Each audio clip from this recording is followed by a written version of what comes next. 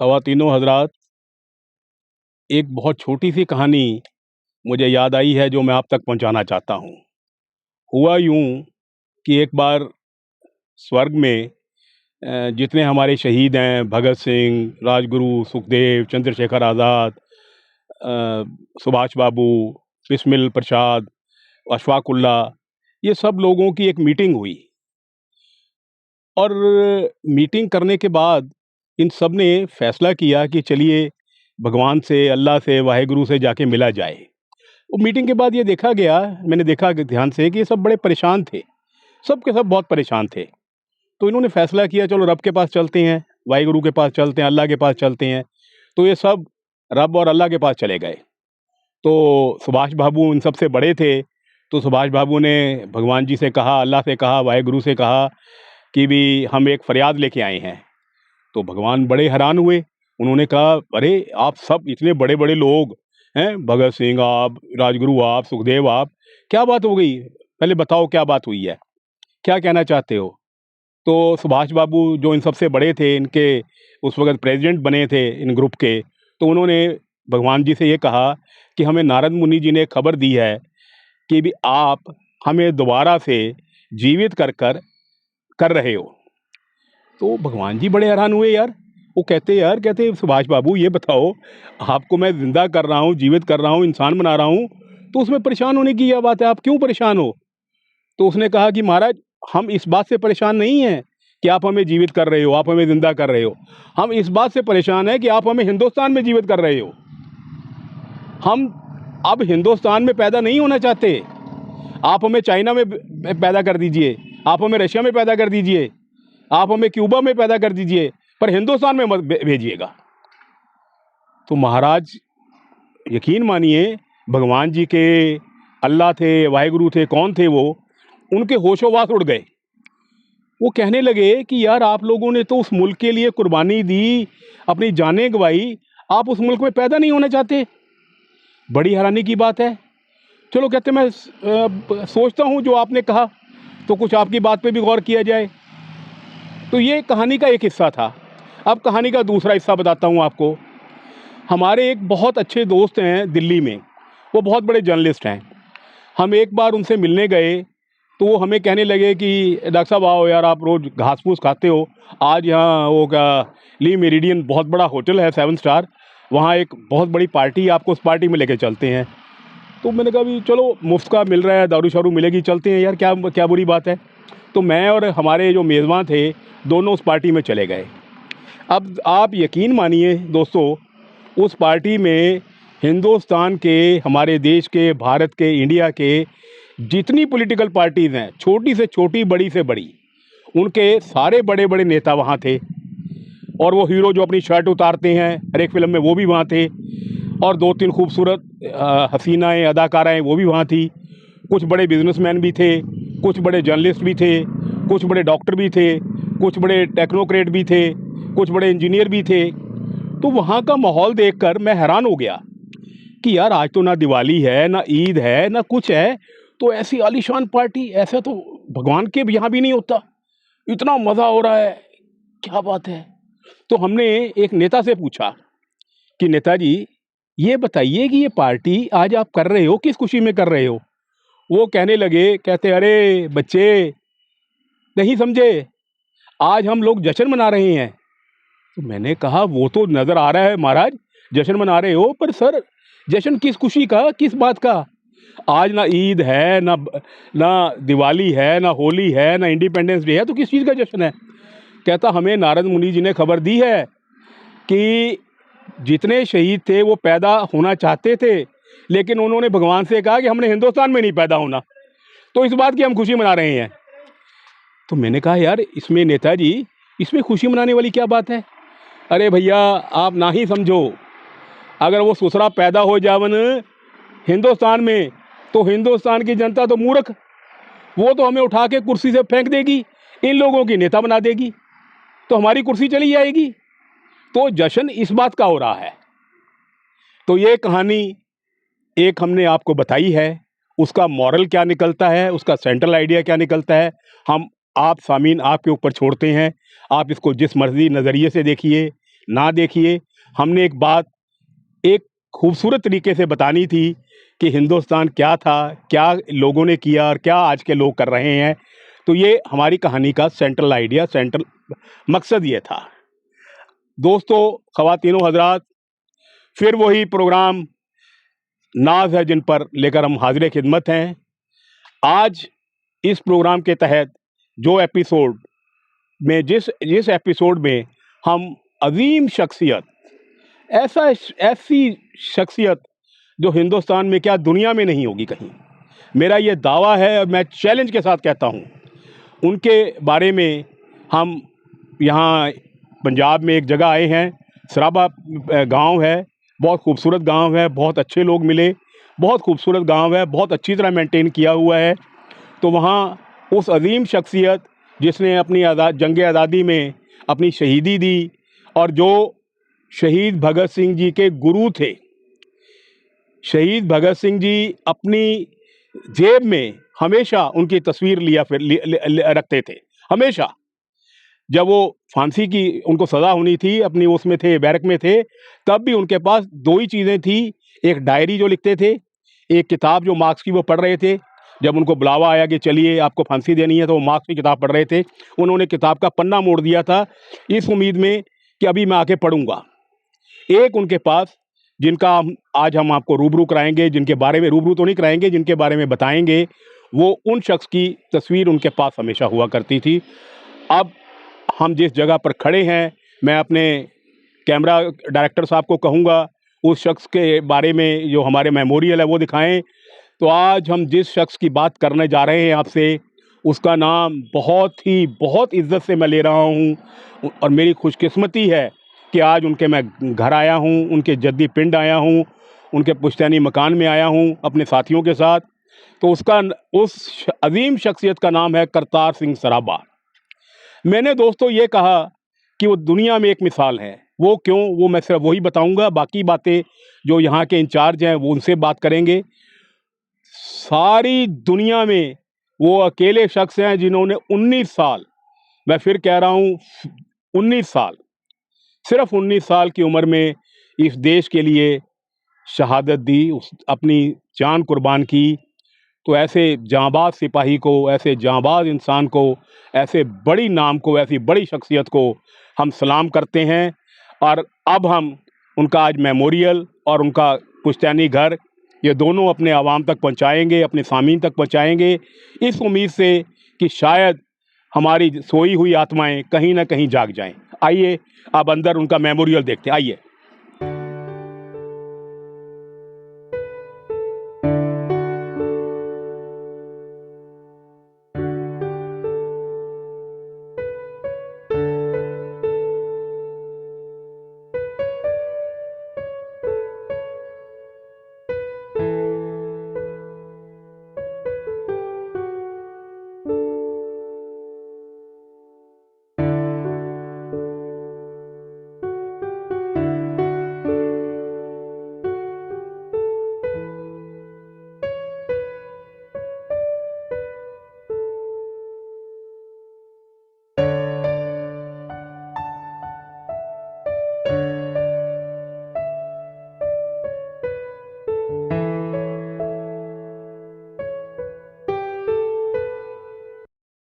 दोस्तों, अब हम शहीद करतार सिंह सराबा साहब के मेमोरियल, उनकी यादगार पर आ चुके हैं और मेरे साथ स्पोर्ट्स क्लब शहीद करतार सिंह सराबा का जो मेमोरियल और उनके घर की, उनके पुश्तैनी मकान की जो देखभाल कर रहे हैं, और आज से नहीं कई सालों से कर रहे हैं। और जितनी खूबसूरती से हम सब ने, मेरे और मेरे साथियों ने, इस मेमोरियल की और उनके अपने घर की क्या कमाल की उन्होंने देखभाल की है। मेरा ख्याल में आज तक हमारे चैनल ने और हमने कई ऐसे शहीदों के मेमोरियल और घर देखे हैं, लेकिन मैं ऐसी खूबसूरती के साथ ऐसी मेंटेनेंस कहीं नहीं देखी। तो मैं इसके लिए मेरे साथ साथ देवेंद्र सिंह जो इस क्लब के प्रेस सेक्रेटरी हैं और कुछ उनके साथी हैं, उनको मुबारकबाद देना चाहूँगा तहे दिल से कि बहुत कमाल का काम कर रहे हो यार, बहुत कमाल का काम कर रहे हो। अब हम उस मेमोरियल पर खड़े हैं। अब मैं सरदार देवेंद्र सिंह जी से गुजारिश करूँगा कि ये पहले तो ये बुद्ध दिखाएं हमारे सामीन को। हाँ जी, ਸ਼ਹੀਦ ਕਰਤਾਰ ਸਿੰਘ ਸਰਾਭਾ ਜੀ ਦਾ ਬੁੱਤ ਆ ਜੀ। ਜੀ ਹਾਂਜੀ, ਇਹ ਪੰਜਾਬ ਸਰਕਾਰ ਨੇ ਲਵਾਇਆ ਸੀਗਾ ਜੀ, ਜਦੋਂ ਇਹਦੀ ਤਿਆਰੀ ਹੋਈ ਉਸ ਮੁਕਤ ਇਹ ਲਵਾਇਆ ਸੀ। ਜਦੋਂ ਮੈਮੋਰੀਅਲ ਬਣਨ ਲੱਗਿਆ ਹਾਂਜੀ ਉਦੋਂ ਲਗਵਾਇਆ ਗਿਆ। ਹਾਂਜੀ। ਹਾਂ, ਇਹ ਪੰਜਾਬ ਸਰਕਾਰ ਤਰਫੋਂ ਹੈ। ਹਾਂਜੀ, ਪੰਜਾਬ ਸਰਕਾਰ। ਪਰ ਇਹਦੀ ਸਾਰੀ ਮੈਮੋਰੀਅਲ ਦੀ ਦੇਖਭਾਲ ਸਾਰਾ ਤੁਹਾਡਾ ਕਲੱਬ ਕਰਦਾ ਹਾਂਜੀ, ਇਹ ਜਿਹਦੀ ਸਾਰੀ ਦੇਖ ਰੇਖ ਆ ਜੀ ਇਹਦੀ, ਇਹ ਸ਼ਹੀਦ ਕਰਤਾਰ ਸਿੰਘ ਸਪੋਰਟਸ ਕਲੱਬ ਸਰਾਭਾ ਉਹ ਕਰ ਰਿਹਾ ਜੀ। ਇਹ ਮੈਮੋਰੀਅਲ ਦੀ ਵੀ ਤੇ ਜੋ ਉਹਨਾਂ ਦੇ ਪਿੰਡ ਦੇ ਉਹਨਾਂ ਦੇ ਘਰ ਦੀ ਵੀ, ਜੋ ਉਹਨਾਂ ਦਾ ਜੱਦੀ ਘਰ ਆ ਜੀ, ਉਹ ਹੈ ਸਰਕਾਰ ਅੰਡਰ ਆ ਜੀ, ਪਰ ਜੋ ਉਹਦੇ ਵਿੱਚ ਕੁਝ ਕੰਮ ਕਾਰਨ ਖਰਚਾ ਵਗੈਰਾ ਜੋ ਵੀ ਹੁੰਦਾ ਹੈ ਉਹ ਸਭ ਤੁਹਾਡਾ ਕਲੱਬ ਕਰਦਾ ਦਿੰਦਾ ਜੀ। तो सर देवेंद्र सिंह जी गल साडे सामीन जरूर मतलब देखने वाले सुनने वाले जानना चाहणगे थोतों कि भी ये जिहड़ा खर्चा है मतलब एक ਤੁਹਾਨੂੰ ਇਹ ਪੈਸਾ ਕਿੱਥੋਂ ਆਉਂਦਾ ਹੈ? ਦੇਖੋ ਜੀ, ਜਿਹੜਾ ਸਾਡੇ ਪਿੰਡ ਵਾਲੇ ਇਕੱਠਾ ਕਰਦੇ ਆ, ਜਿਵੇਂ ਅਸੀਂ ਟੂਰਨਾਮੈਂਟ ਕਰਾਉਂਦੇ ਉਹਨਾਂ ਦੀ ਯਾਦ 'ਚ, ਉਹ ਪਿੰਡ ਵਾਲੇ ਇਕੱਠਾ ਕਰਦੇ ਆ ਤੇ ਸਾਡੇ NRI ਭਰਾ ਨੇ। ਅੱਛਾ, ਜਿਹੜੇ ਇਸ ਪਿੰਡ ਦੇ ਰਹਿਣ ਵਾਲੇ, ਹਾਂਜੀ ਹਾਂਜੀ, ਬਾਹਰ ਹੋਰ ਬਾਹਰ ਦੇ ਮੁਲਕਾਂ 'ਚ, ਕੈਨੇਡਾ, ਅਮਰੀਕਾ, ਇੰਗਲੈਂਡ, ਉਹ ਤੁਹਾਨੂੰ ਕੁਝ ਮਦਦ ਭੇਜਦੇ ਰਹਿੰਦੇ ਆ। ਯਾਨੀ ਉਹਨਾਂ ਦੀ ਮਦਦ ਨਾਲ ਹੀ ਜ਼ਿਆਦਾਤਰ ਕੰਮ ਚੱਲ ਰਿਹਾ ਜੀ। ਜਿੰਨੇ ਸਾਡੇ ਬੰਦੇ NRI ਭੇਜ ਰਹੇ ਉਹਨਾਂ ਦੀ ਮਦਦ ਨਾਲ ਚੱਲ ਰਿਹਾ ਜੀ। हाँ, देखिए मैं दोस्तों एक बात और बताना चाहूँगा। ये इतने सीधे और इतने शरीफ लोग हैं, इन्होंने ये कहा कि जो कुछ हो रहा है NRI भाइयों की वजह से हो रहा है। बिल्कुल उनकी वजह से हो रहा है, लेकिन कराने वाले कौन हैं? ये लोग हैं। इन्होंने अपने बारे में कुछ नहीं कहा। यही पंजाब के गाँवों की, पंजाब के नौजवानों की खूबसूरती है। वो अपने आप पर कोई क्रेडिट नहीं लेना चाहते, लेकिन मेरी टीम ने, सबने देखा है कि जो आपने काम किया है वो वाकई काबिल तारीफ़ है। Thank you. तो बहुत अच्छा काम किया है। हम आप लोगों के लिए दुआ करेंगे कि हे बाबा जी, हे वाहेगुरु, आप लोगों को और तौफीक दे ताकि और बेहतर करें। अच्छा, हमने एक स्टेडियम भी देखा यहाँ, वो स्टेडियम के बारे में बताइए। ਜਿਹੜਾ ਸ਼ਹੀਦ ਕਰਤਾਰ ਸਿੰਘ ਸਪੋਰਟਸ ਕਲੱਬ ਸਰਾਭਾ ਵਾ ਜੀ, ਉਹ ਵੀ ਦੇਖ ਰੇਖ ਉਹੀ ਕਰਦਾ ਜੀ ਸਟੇਡੀਅਮ ਦੀ। ਹਾਂਜੀ ਜੀ, ਤੇ ਉਹਨਾਂ ਦੀ ਯਾਦ 'ਚ ਅਸੀਂ 12 ਤੋਂ 16 ਨਵੰਬਰ ਤੱਕ ਟੂਰਨਾਮੈਂਟ ਕਰਵਾਉਣੇ। 16 नवंबर शायद उनका यौम शहादत है, उनकी डेथ एनिवर्सरी है। जी जी जी, ਉਸ ਦਿਨ ਤੱਕ ਸਾਰੇ ਟੂਰਨਾਮੈਂਟ ਉਹਨਾਂ ਦੀ ਯਾਦ 'ਚ ਹਰ ਇੱਕ ਸਾਲ ਜੀ। ਤੇ ਜੋ ਸਾਡੇ ਕੋਲੇ ਪੈਸੇ ਹੁੰਦੇ ਆ ਉਹ ਟੂਰਨਾਮੈਂਟ ਤੇ ਖਰਚਦੇ ਆ, ਜਾਂ ਉਹਨਾਂ ਦੇ ਦਿਨ ਮਨਾਉਣੇ ਉਸ ਤੇ ਖਰਚਦੇ ਆ। ਉਸ ਤੋਂ ਬਾਅਦ ਜੋ ਮੇਨਟੇਨੈਂਸ ਦਾ ਖਰਚਾ ਉਹਦੇ ਨਾਲ जो बचता है वो मेंटेनेंस में लगा। ਹਾਂਜੀ ਹਾਂਜੀ। एक हमने आते होते देखा भी यहाँ कोई डेंटल कॉलेज भी है, कुछ ऐसा था। ਹਾਂਜੀ, ਇੱਥੇ वो भी ਸਾਡੇ ਇੱਕ ਚੈਰੀਟੇਬਲ ਟਰਸਟ ਬਣਿਆ ਜੀ, ਸ਼ਹੀਦ ਕਰਤਾਰ ਸਿੰਘ ਸਰਾਭਾ ਚੈਰੀਟੇਬਲ ਟਰਸਟ। ਜੀ ਜੀ ਜੀ, ਉਹਦੇ ਵਿੱਚ ਇੱਕ ਹਸਪੀਟਲ ਆ ਜੀ। ਅੱਛਾ, ਡੈਂਟਲ ਕਾਲਜ ਆ ਤੇ ਹਸਪੀਟਲ, ਜਨਰਲ ਹਸਪੀਟਲ। ਹਸਪੀਟਲ, ਹਾਂਜੀ, ਜੋ ਸਾਰੇ ਗਾँव ਕੇ ਪਿੰਡ ਦੇ ਬੰਦਿਆਂ ਨੂੰ ਦੇਖਦਾ ਦੁਖਦਾ ਉਹਨਾਂ ਦਾ ਇਲਾਜ ਕਰਦਾ ਹੈ, ਸਭ ਕੁਝ। ਅੱਛਾ, BAMS ਹਸਪੀਟਲ ਕਾਲਜ ਆ ਜੀ। ਅੱਛਾ, ਕਾਲਜ ਐਂਡ ਹਸਪੀਟਲ ਤੇ ਨਰਸਿੰਗ ਕਾਲਜ ਆ ਜੀ। ਵਾਹ ਵਾਹ। ਹਾਂਜੀ, ਉਹ ਵੀ ਇਹ ਥੋੜਾ ਟਰਸਟ ਚਲਾਉਂਦਾ ਹੈ। ਹਾਂਜੀ, ਉਹ ਚੈਰੀਟੇਬਲ ਟਰਸਟ ਆ ਸ਼ਹੀਦ ਕਰਤਾਰ ਸਿੰਘ ਸਰਾਭਾ ਜੀ ਦਾ, ਉਹ ਚਲਾ ਰਿਹਾ ਜੀ ਸਾਰਾ। Very good. ਸੋ ਬਹੁਤ ਅੱਛਾ ਲੱਗਿਆ। ਤਾਂ ਹੁਣ ਆਪਾਂ ਸੈਮੀ ਭਾਜੀ ਨਾਲ ਗੱਲ ਕਰਕੇ, ਇਹਨਾਂ ਨਾਲ ਗੱਲ ਕਰਕੇ ਆਪਾਂ ਉਹਨਾਂ ਦਾ ਘਰ ਦੇਖ ਕੇ ਆਈਏ, ਪਿਸ਼ਤੈਨੀ ਘਰ ਜੀ। ਆਈਏ ਜੀ।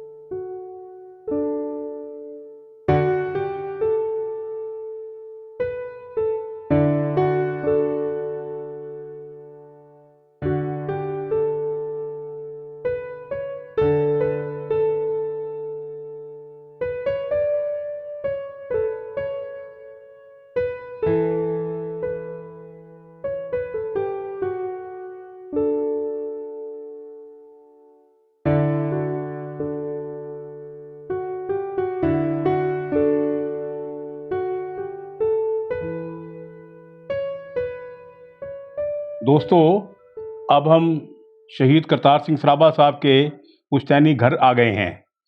हम अपने सामीन को उनकी घर की जो सामान हैं, जो उनकी प्रॉपर्टीज़ हैं, सब दिखाने की कोशिश करेंगे। और लेकिन फिर हम ज़हमत देंगे सरदार देवेंद्र सिंह जी को जो हमारे साथ हैं, और हमसे पहले कुछ दिखाएं हम उनके करतार सिंह सराभा साहब के जीवन के बारे में आपसे कुछ जानना चाहते हैं। वो किस साल में पैदा हुए, कितने साल यहाँ रहे, कहाँ गए। हमने सुना है कि यूएसए जाके उन्होंने तालीम हासिल की। वो थोड़ा सा हमारे सामीन को उनकी ज़िंदगी के बारे में बताइए। ਹਾਂਜੀ, ਸਰਾਭਾ ਜੀ ਦਾ ਜਿਹੜਾ ਜਨਮ ਸੀਗਾ ਜੀ ਉਹ 24 ਮਈ 1896 ਨੂੰ ਹੋਇਆ ਸੀ। 1896 में। ਹਾਂਜੀ। जी ਉਸ ਤੋਂ ਬਾਅਦ ਉਹ ਲੁਧਿਆਣੇ ਪੜ੍ਹੇ। जी। ਉਸ ਤੋਂ ਬਾਅਦ ਫਿਰ ਉਹ ਥੋੜ੍ਹੀ ਦੇਰ ਉੜੀਸਾ ਵੀ ਗਏ। अच्छा, यहाँ से फिर थोड़ी देर उड़ीसा चले गए। ਹਾਂਜੀ। ਉਸ ਤੋਂ ਬਾਅਦ ਫਿਰ ਉਹ ਅਮਰੀਕਾ ਚਲੇ ਗਏ ਪੜ੍ਹਨ ਲਈ, ਉਚੇਰੀ ਪੜ੍ਹਾਈ ਪੜ੍ਹਨ ਲਈ अमेरिका किस उम्र में गए होंगे वो? 1912 ਚ। 1912, ठीक है जी। ਹਾਂਜੀ। तब वो हार्डली 15 साल के रहे। ਹਾਂਜੀ, ਬਿਲਕੁਲ। ਤੇ ਉੱਥੇ ਪੜ੍ਹਨ ਚਲੇ ਗਏ। ਉੱਥੇ ਉਹ ਫਿਰ गदर पार्टी ਦੇ हाँ, ਵਿੱਚ। तो ये जानना बहुत ज़रूरी है कि एक आदमी उस टाइम में 1890-96 में पैदा हुआ, एक गांव में पैदा हुआ, उसका मतलब है कि भी वो अमेरिका भी गए तालीम हासिल करने के लिए। उसका मतलब है कि बहुत अमीर घराने से थे। ਹਾਂਜੀ, ਉਹਨਾਂ ਦਾ तभी ਪਰਿਵਾਰ अमेरिका गए। ਹਾਂਜੀ, ਪੂਰਾ ਪਰਿਵਾਰ ਖੁਸ਼ਹਾਲ ਸੀਗਾ। खुशहाल थे। ਹਾਂਜੀ, ਖੁਸ਼ਹਾਲ ਕਰਕੇ ਇਹਨਾਂ ਪਹਿਲਾਂ ਭੇਜਿਆ, तो ਨਹੀਂ ਤਾਂ ਕੋਈ ਸੋਚ ਨਹੀਂ ਸਕਦੇ ਉਸ तो ਟਾइम ਤੇ ਬੰਦਾ। ये उनके अंदर जो चेंज आया, जो उनके अंदर एक सोच चेंज हुई, उनकी विचारधारा चेंज हुई कि मैंने हिंदुस्तान की आज़ादी के लिए काम करना है, एक अमीर घर के लड़के में, वो कैसे हुई? अगर आप कुछ उस पर बता सकें। ਉਹ ਜਦੋਂ ਉੱਥੇ ਗਏ ਜੀ, ਉੱਥੇ ਨਾ ਇੱਕ ਉਹਦੇ 'ਚ ਹੋਟਲ ਦੇ ਬਾਹਰ ਲਿਖਿਆ ਹੋਇਆ ਸੀਗਾ, ਜਦੋਂ ਇੱਕ ਰੈਸਟੋਰੈਂਟ 'ਚ ਗਏ ਵੀ USA में। ਹਾਂਜੀ, ਵੀ ਇੰਡੀਅਨ ਅਤੇ ਕੁੱਤੇ ਅੰਦਰ ਨਹੀਂ ਆ ਸਕਦੇ। अच्छा। ਜਦੋਂ ਉਹ ਦੇਖ ਕੇ ਉਹ ਇਸ ਗੱਲ ਤੋਂ ਪ੍ਰਭਾਵਿਤ ਹੋਏ ਉਹ जी ਵੀ जी। ਇਹ ਕੀ ਗੱਲ ਆ। भी ये क्या बात है? ਹਾਂਜੀ। हाँ। ਉਹ ਉਸ ਤੋਂ ਬਾਅਦ ਉਹ ਹੋਟਲ ਦੇ ਅੰਦਰ ਗਏ। जी। ਅੰਦਰ ਜਾ ਕੇ ਉਹ ਬਹਿ ਗਏ। ਉਹ ਕਹਿੰਦੇ ਵੀ ਤੁਸੀਂ ਵੇਟਰ ਨੇ ਕਿਹਾ ਵੀ ਬਾਹਰ ਜਾਓ। अच्छा, गो आउटसाइड। ਹਾਂਜੀ। ਉਹ ਕਹਿੰਦੇ ਵੀ ਨਹੀਂ, ਅਸੀਂ ਨਹੀਂ ਜਾਣਾ, ਵੀ ਅਸੀਂ ਵੀ ਸਾਡਾ ਵੀ ਹੱਕ। हाँ बिल्कुल। ਉਸ ਤੋਂ ਬਾਅਦ ਉਹ ਜਦੋਂ ਕਹਿੰਦੇ ਮੈਨੇਜਰ ਉਹਨੇ ਆਪਣੇ ਵੇਟਰ ਨੇ ਧੱਕੇ ਨਾਲ ਉਠਾਉਣ ਦੀ ਕੋਸ਼ਿਸ਼ ਕੀਤੀ। ਇਹਨਾਂ ਦਾ ਹੋਇਆ ਜ਼ਬਰਦਸਤੀ, ਇਹਨਾਂ ਨੇ ਥੱਪੜ ਮਾਰਿਆ। अच्छा। ਫਿਰ ਉਸ ਤੋਂ ਬਾਅਦ ਜਿਹੜੀ ਉਹਦੀ ਮੈਨੇਜਰ ਸੀਗੀ, ਉਹ ਇਹਨਾਂ ਨੂੰ ਆਪਦੇ ਹਾਂਜੀ ਲੇਡੀ ਸੀ, ਉਹ ਇਹਨਾਂ ਨੂੰ ਆਪਦੇ ਨਾਲ ਲਿਜਾ ਕੇ ਅੰਦਰ ਲੈ ਕੇ ਆਪਦੇ ਫਿਰ ਉਹਨੇ ਇਹਨਾਂ ਨੂੰ ਦੱਸੀ ਸਾਰੀ ਗੱਲ ਵੀ ਤੁਸੀਂ ਗੁਲਾਮ ਹੋ। ਬਸ ਉਹ ਗੱਲ ਦਿਲ ਤੇ ਲੱਗ ਗਈ ਇਹਨਾਂ ਦੇ। वो उनके हो गया कि भी ये क्यों है ये? ਹਾਂਜੀ, ਵੀ ਅਸੀਂ ਗੁਲਾਮ ਆ। ਉਹ ਕਹਿੰਦੇ ਤੁਹਾਡੇ ਦੇਸ਼ ਦਾ ਝੰਡਾ ਕਿਹੜਾ ਵਾ? हाँ, कोई फ्लैग नहीं है। ਜਦੋਂ ਦਿਖਾਇਆ ਉਹਨਾਂ ਨੇ ਵੀ ਇਹ ਤੁਹਾਡੇ ਦੇਸ਼ ਦਾ ਝੰਡਾ ਕਿਹੜਾ, ਉਹ ਕਹਿੰਦੇ ਵੀ कोई ਸਾਡੇ फ्लैग ਝੰਡਾ नहीं ਨਹੀਂ है। ਹੈ। ਤੇ ਉਸ ਤੋਂ ਬਾਅਦ ਇਹ ਪ੍ਰਭਾਵਿਤ ਹੋਏ। ਫਿਰ ਇਹ ਸੋਹਣ ये ਸਿੰਘ गदर पार्टी में कुछ ਸੋਹਣ ਸਿੰਘ ਭਕਨਾ। ਹਾਂਜੀ। ਫਿਰ ਬਾਬਾ ਸੋਹਣ ਸਿੰਘ ਭਕਨਾ जी ਨਾਲ वो जिनकी तस्वीर वो दिखाइए हाँ जी, साथ हाँ में। जी। ये इनकी तस्वीर है जी। हाँ जी। देखिए सामीन, ये गदर पार्टी के जो जिनसे बाबा सोहन सिंह जी, जिनके प्रभाव से हाँ जी शहीद करतार सिंह साहब वाकई में सराबा साहब बने। इनकी सोबत में सारा असर हुआ। और हमने लाला हरदयाल जी का भी कहीं जिक्र सुना है, अभी वो भी इनकी ज़िंदगी में उनका काफ़ी असर रहा है। हाँ जी। ਇਹ ਉੱਥੇ ਇਹ ਕਵਿਤਾਵਾਂ ਵੀ ਲਿਖਦੇ ਸੀ ਤੇ ਅਖਬਾਰ ਵੀ ਛਾਪਦੇ ਸੀ। अच्छा, अखबार निकाल ਆਪ ਜਿਹੜੀ ਮਸ਼ੀਨ ਹੁੰਦੀ ਹੈ ਹੱਥ ਨਾਲ ਚਲਾਉਣੀ ਤੇ ਹੱਥ ਨਾਲ ਬਾਅਦ ਚ ਅਖਬਾਰ ਨੇ ਆਪ ਵੰਡਣੇ ਛਾਪ ਕੇ। ਉਸ ਤੋਂ ਬਾਅਦ ਫਿਰ ਜਿਵੇਂ ਗਦਰ ਇੱਧਰ ਇਹਨਾਂ ਨੇ ਕੀਤਾ, ਸਾਰੇ ਇੱਧਰ ਆਏ ਗਦਰੀ। फिर इधर आ गए ये। ਹਾਂਜੀ। ਫਿਰ ਇਹਨਾਂ ਦੀ ਇੱਥੇ ਇਹਨਾਂ ਦੇ ਜੋ ਇਹਨਾਂ ਦਾ ਸੀਗਾ ਸਾਨੂੰ ਪਤਾ ਹੀ ਆ ਨਾ। ਫਿਰ 16 ਨਵੰਬਰ 1915 ਨੇ ਉਹਨਾਂ ਨੂੰ 19 ਸਾਲ ਦੀ ਉਮਰ ਦੇ ਵਿੱਚ ਫਾਂਸੀ ਲੱਗੀ। 19 साल की उम्र में इनको फांसी दे दी। हाँ जी। तो मेरा ख्याल है देवेंद्र जी कि जैसे हमने गुफ्तगू के शुरू में भी कहा कि शायद नहीं, पक्का है कि दुनिया में ये पहले शख्स हैं जिनको इतनी कम उम्र में फांसी की सज़ा दी। बिल्कुल जी। शायद बिल्कुल ये दुनिया में सबसे बड़ी एग्जाम्पल है। ਜਾਨੀ ਸਾਨੂੰ ਇਤਿਹਾਸਕਾਰਾਂ ਨੇ ਦੱਸਿਆ ਜਿਨ੍ਹਾਂ ਬਾਰੇ, ਉਹ ਕਹਿੰਦੇ ਵੀ ਬਹੁਤ ਜ਼ਿਆਦਾ ਦਲੇਰ ਤੇ ਬਹੁਤ ਜ਼ਿਆਦਾ ਫਰਤੀਲੇ ਸੀਗੇ ਇਹ, ਜਿੰਨਾ भी इन्हों बारे। और ये भी कहता है कि हमने पढ़ा है कहीं ना कहीं कि सर भगत सिंह जी को अपना गुरु मानते थे। भगत सिंह जो भगत सिंह थी ना, इनको अपना गुरु मानते थे। जब उनको फांसी लगी ना, तब इन्हों की फोटो उन्होंने जेब में थी। अब आपने कुछ तस्वीरें यहाँ डिस्प्ले की हुई हैं मेमोरियल उनके घर में, तो वो थोड़ा सा ये बताएं। उनके ये रिश्तेदारों की हैं? हाँ जी, ये उन्होंने रिश्तेदारों दी ने जी। बाकी उन्होंने जेडे पहला कुछ उन्होंने साथियां दी ने। ये हैं। हाँ जी, हाँ जी। ये उनके दोस्त हैं जो गदर पार्टी में थे। हाँ जी, गदर पार्टी भी सीगे ते हिंदुस्तान आ गए थे। हाँ नहीं, जिन्हों ने हिंदुस्तान के लिए होर भी अपने कुर्बानियां की, उन्हों दी सारियां दी ये सब उनकी तस्वीरें हैं। हाँ जी, बड़ी नायाब तस्वीरें हैं। सैमी साहब, इनको ज़रा ध्यान से लीजिएगा, सबको दिखाइए, क्योंकि ऐसी तस्वीरें मेरा नहीं ख्याल भी शायद कहीं और आपको मिलेंगी, सिर्फ यहीं मिलेंगी। सैमी साहब, इन पर ध्यान पे बहुत ही नाजुकता से इन पे फोकस कीजिएगा। ये इनके रिश्तेदार हैं, ये भी दिखाइए सब। कुछ उनके एक भांजी बता रहे थे आप, भतीजी है भांजी। ये बीबी जगदीश कौर उनकी। ये उन्होंने चाचा जी की बेटी है जी। मतलब उनकी कज़न है ये। हाँ जी, हाँ जी। उनके सगे चाचा जी की बेटी हैं ये है। और ये बाबा जी की तस्वीर है। ये सब बड़ा ध्यान से दिखाइए। और अंदर भी हमें दिखाइए ज़रा क्या कुछ है। ठीक है जी, चलिए चलो जी, आइए।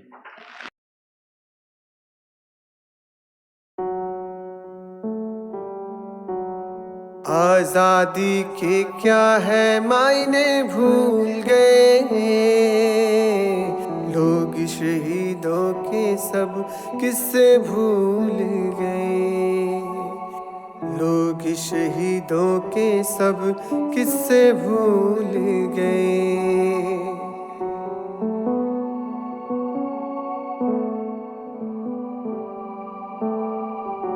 याद रहा बस ऐश परस्ती का मंजर, हाथ में पकड़े हैं कुछ नफरत के खंजर, किसने दिए हैं धूप में साए भूल गए, लोग शहीदों के सब किस्से भूल गए, लोग शहीदों के सब किस्से भूल गए।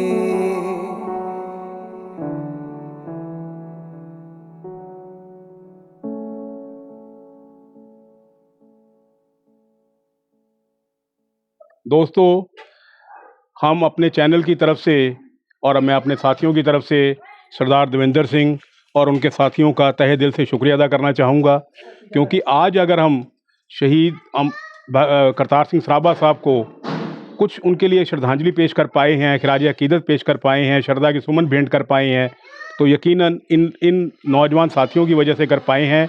तो आपका मैं तहे दिल से शुक्रिया अदा करना चाहूँगा।